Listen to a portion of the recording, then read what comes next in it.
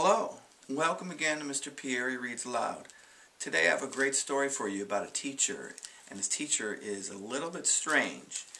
One thing I want you to notice in the book is how the teacher changes. So let's go to it.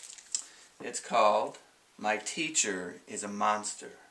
No, I Am Not, by Peter Brown.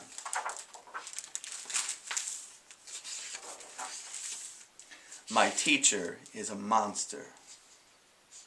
No, I'm not. Bobby had a big problem at school. Her name was Miss Kirby. "Robert!" said Miss Kirby. Miss Kirby stomped. "Move it or lose it!" Miss Kirby roared. "Settle down!" Miss Kirby was a monster. "No recess for children who throw paper airplanes in class!" Bobby spent his free time in the park trying to forget his teacher problems. But one Saturday morning, on the way to his favorite spot, Bobby found a terrible surprise. His teacher was there. Bobby wanted to run. He wanted to hide, but he knew that would only make things worse. And then he raised his hand.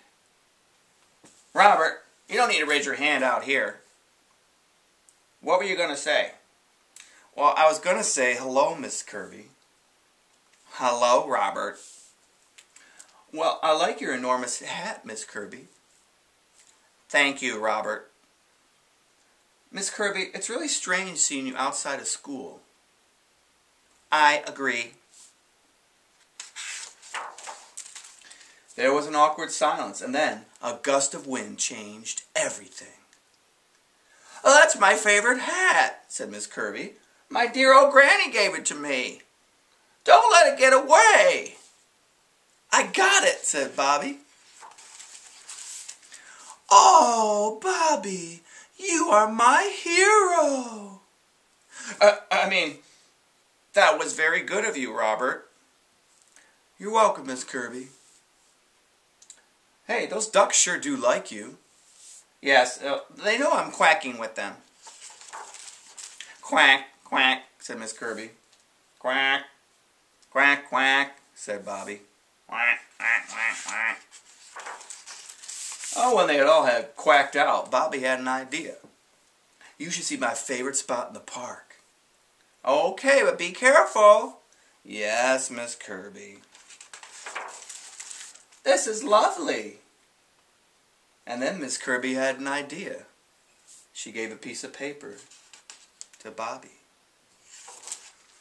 Bobby tossed his paper airplane into the sky, and it flew, and it flew, and it flew. And he said, "I think that this was the single greatest paper airplane flight in history." "I think you're right," said Miss Kirby. By lunchtime, Bobby and Miss Kirby were happy they had bumped into each other. But they were ready to say goodbye. "See you Monday, Bobby," said Miss Kirby. "Bye, Miss Kirby." Back at school, Miss Kirby still stomped. "Coming through!" Miss Kirby still roared. And then the bear said, "Roar!" But was Miss Kirby still a monster? Great job, Bobby. "Robert!"